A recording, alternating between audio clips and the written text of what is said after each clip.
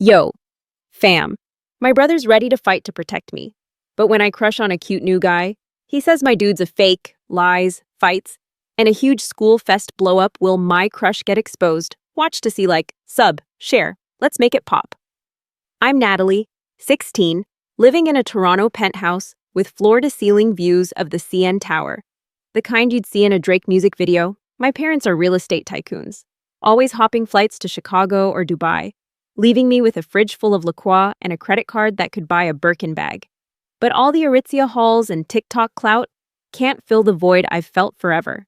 Growing up, I'd watch my bestie Sarah prank her brother and feel this pang like I was built for a duo but stuck solo. I wanted someone to steal my poutine, hack my Netflix, or just fight my battles with me. At 14, I begged my parents for a sibling, and last summer, they brought home Jacob, 17, from a foster home in Etobicoke.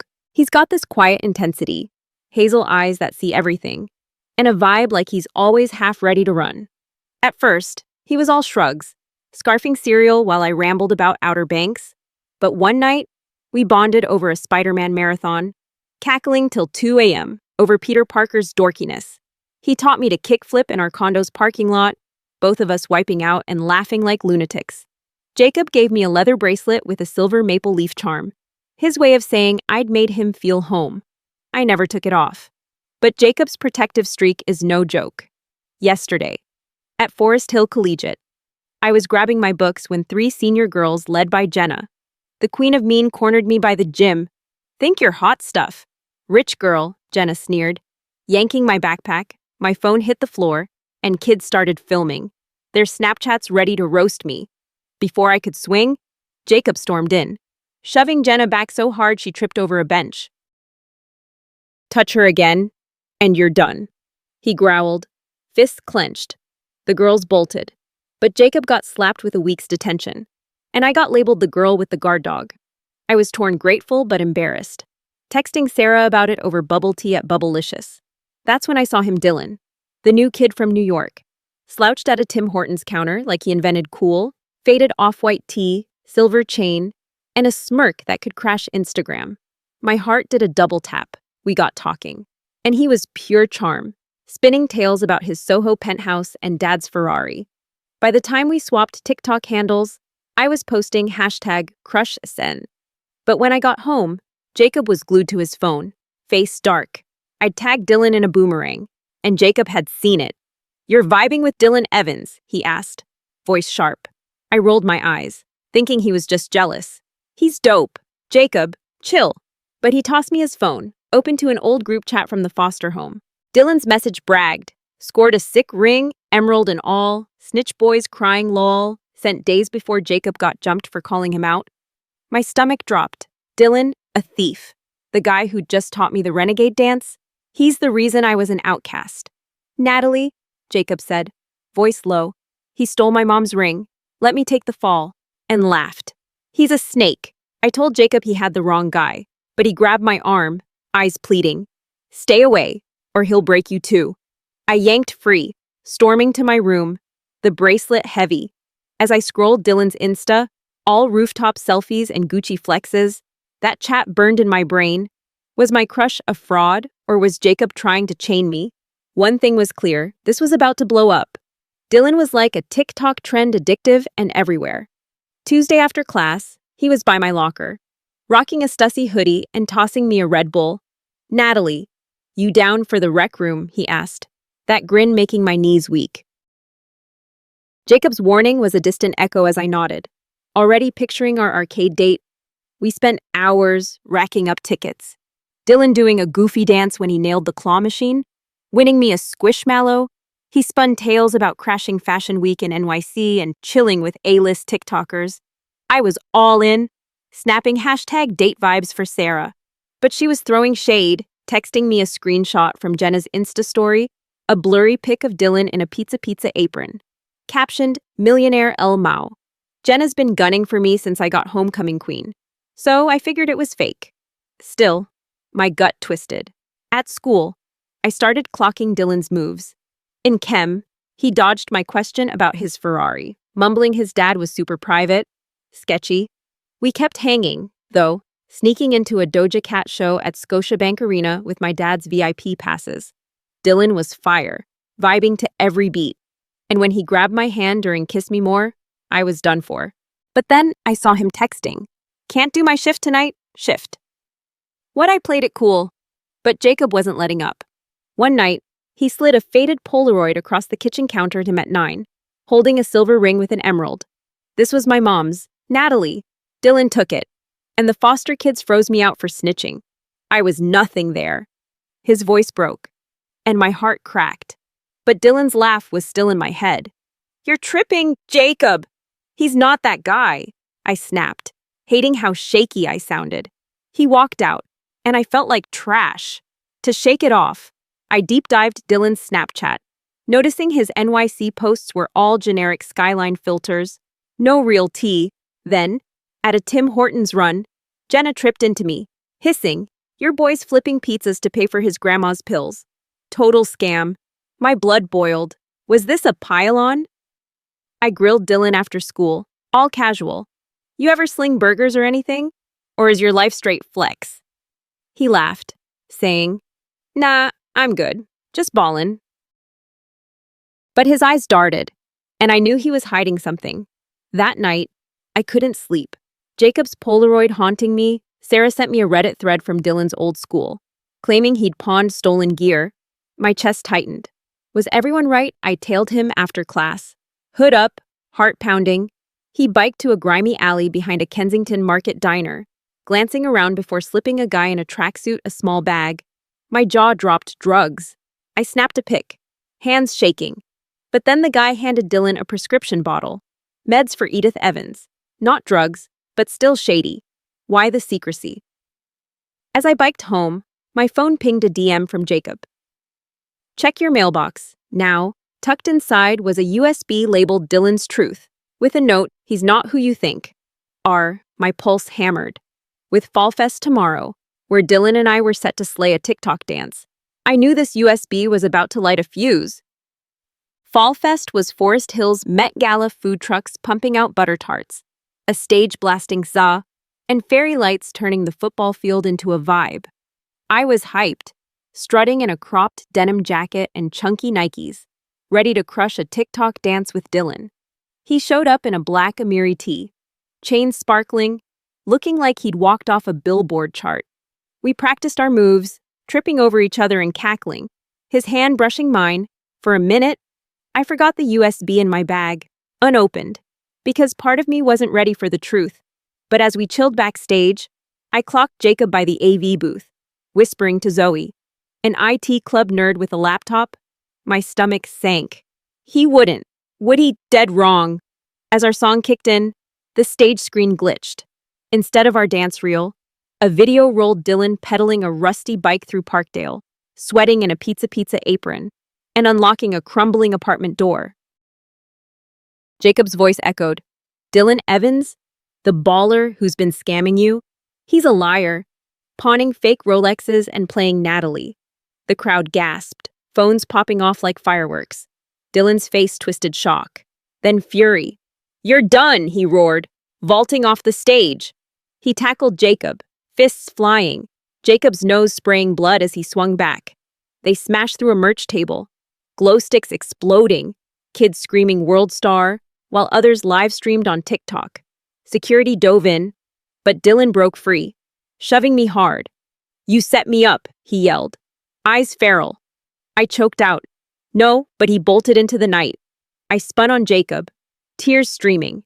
You're a monster, I'm done with you. He staggered up, blood on his chin, pleading. Natalie, he's a thief. I slapped his hand away. You humiliated me. Get out of my life. I ran home, sobbing, and told my parents to kick him out. By morning, Jacob was gone, his closet bare. I locked myself in, scrolling #FallFestFlop. The video hitting 20,000 views. My DMs were chaos kids dragging Dylan, others clowning me. I tried Snapchatting Dylan. He'd ghosted me. Alone, I plugged in Jacob's USB. It was foster home CCTV, Dylan slipping a silver ring into his pocket, smirking as Jacob got jumped for snitching. My heart shattered. Jacob was right, but I'd lost him. Desperate, I biked to Dylan's place, a graffiti-scarred building off Dufferin, hiding behind a busted car. I saw him limp out. Hood up. 3 ski-masked dudes cornered him, one flashing a blade. "Where's our cash, Evans?" "Your grandma's meds ain't free," one snarled. Part of me remembered Dylan's shady alley deal had he bought black market pills and skipped payment. My hands shook as I called 911, but a thug spotted me. Lunging, I screamed, spraying my pepper spray, my summer safety must-have, into his face.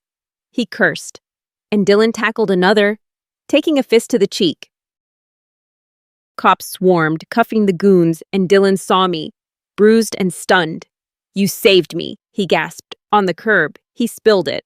I lied about the money. I sling pizzas for my grandma's cancer meds. I stole Jacob's ring jealousy. Stupid kid stuff. I kept it, hating myself. His voice broke, and I saw his pain, raw and real. As I biked home, my phone buzzed. Jacob Skate Park. 6 a.m. Come alone. My pulse spiked. Was this salvation or another bomb? The skate park's ramps loomed like ghosts in the Toronto dawn. The Dawn River's hum, a low warning. I hadn't slept. Jacob's come alone text a siren in my head. My Nikes hit the gravel as I biked up. Pepper spray clipped to my keychain, a habit since a sketchy dude followed me home last June. Jacob was there, slumped on a half-pipe, a bruise purpling his jaw from the fest. His eyes flicked up, soft but haunted. "Natalie." I didn't mean he started, but a bike engine roared. 3 figures screeched in, led by Joey, a scarred ex-foster kid who'd been DMing Jacob threats since he snitched on their crew 4 years ago. I'd seen Joey's Insta-taunts in Jacob's phone weeks back. "All you'll pay, rat. Time's up, snitch," Joey growled, cracking a bike chain. 2 goons flanked him, one with a switchblade. Jacob yanked me behind him. "Natalie, bolt," he shouted. But I wasn't ditching him. Joey swung, and Jacob dodged, landing a gut punch. The blade guy lunged, slicing Jacob's sleeve, and I ripped out my pepper spray, heart hammering. I'd practiced in my mirror, half laughing, but now I sprayed Joey's eyes, his scream echoing as he clawed his face. "Get back," I yelled, waving the canister. The goons froze, and sirens wailed. Someone had dialed 911. Joey's crew peeled out, cursing, and we collapsed, gasping. "You're a savage," Jacob panted, half smiling. I hugged him, sobbing. "I'm sorry, Jacob. I should have believed you about Dylan. I'm trash." He held me tight, voice rough. "I went too far. Natalie, that fest video I crushed you, you're all I've got." We unloaded him about the foster kids gaslighting him, hiding his stuff to make him look crazy after Dylan's theft, me about Dylan's confession, how he kept the ring out of guilt. He wants to fix it, I said. Jacob's jaw clenched, but he nodded. If he's legit, I'll hear him. We trudged home, my heart lighter, but the storm wasn't over. That night, Dylan knocked, pizza cap crumpled in his fist, holding a velvet box. My parents were at a Raptors game, so it was just us. "Jacob, this is yours," he said, revealing the emerald ring. I was a jealous kid, pushed by Joey's crew. "I'm sorry." Jacob's hand trembled. Taking it, "You let me burn," he said, voice low. Dylan nodded, eyes glistening. "I know. I'll make it right." Jacob pocketed the ring, muttering, "Prove it." Dylan left, his phone flashing a GoFundMe for his grandma's chemo. Stuck at $200. My chest ached. He was fighting alone. But school the next day was a gut punch. A doctored video of the skate park fight hit the group chat, making it look like I'd jumped Joey, spraying him for no reason. #PepperSprayVillain was trending, and the principal dragged us in. Joey's crew had filed a police report, claiming we'd attacked them, and their buddy, some sketchy hacker, had faked the clip. Suspension loomed, and my parents were ready to ship me to boarding school. As we sat, sweating, Dylan texted, "I know Joey's game. Meet me at the Queen Street gas station. I've got proof." My heart raced. Was he my lifeline? Or was this another lie? The principal's office was a pressure cooker. Me and Jacob parked across from a desk buried in complaint forms. My bracelet felt like a cuff. And my parents were one email from yanking me out of school. Joey's faked video had us as villains. And the police report was a guillotine. Then Dylan strode in, Beat-up vans squeaking, clutching a USB. This clears them, he said, passing it to the principal. It was gas station CCTV, showing Joey's chain swinging first, blade flashing. Dylan had spent hours begging the station manager, dodging Joey's goons, to get it. Natalie and Jacob were protecting themselves, he said, eyes steady. The principal's scowl eased, and after a tense hour, she shredded the report. We were safe. Outside. I grabbed Dylan's sleeve. Why risk it? He shrugged, voice soft. I owed you. And Jacob, I saw the real Dylan, a kid hustling for his grandma, not the poser I'd clocked. That weekend, I pitched a camping trip to Algonquin Park, a 4-hour haul, to glue our family back together. My parents, blind to our drama, loaded the SUV with Timbits and a Costco tent. I invited Dylan, betting he could prove himself. Under towering pines, with a bonfire snapping, we set up camp, my Spotify blasting Tate McRae. Jacob picked out a guitar, eyeing Dylan, who rolled up in a thrift store jacket. Nervous. My parents swapped Maple Leaf's hot takes, oblivious, after hot dogs. Jacob bristled when Dylan passed him a s'more. I don't need your charity, he snapped. I jumped in, fed up. Stop it, we're family, and Dylan's trying. Fix this. They glared, then stepped to the lake. Dylan admitted Joey's crew had leaned on him to steal the ring, threatening his spot in the foster home. Jacob's shoulders loosened. I took hits too, he said. No more secrets. Back at the fire, Dylan stood. Phone out. I got something, he said, dropping a rap beat. His voice cut through the night, took a ring, broke a bond. Let the guilt swarm. Now I'm here, trying to right my wrongs. He spit bars about his grandma's fight, Joey's pressure, and earning trust. My parents whooped, campers clapped, and Jacob's eyes shone. When Dylan finished, Jacob tossed him the ring box. Keep it. You've carried it enough. Start clean. Dylan's voice caught, and they clasped hands. I dove in, hugging them, laughing. Y'all are so extra. The night melted into stories: Dylan's leaky apartment, Jacob's AV booth hustle, my pepper spray stunt. My parents grounded us but smirked, sipping Tim Hortons. Dylan whispered, no lies, Natalie. You cool with me? I nudged him, grinning. Drop another verse. And I'm in. Under the stars. With my brother and friend. I was whole. Back at school. Hashtag pepper spray villain flipped to hashtag pepper spray queen. And our trio ruled the halls. But as we left camp, I'd ignored a DM from a blank account Joey's watching. Now, at home, my phone lit up with another, you and Dylan are dead. Joey's coming. My blood froze. Whatever was next, we'd face it as one. Wow, fam. Thanks for vibing with my crazy story. This whole mess taught me blood's thicker than drama, family's got your back.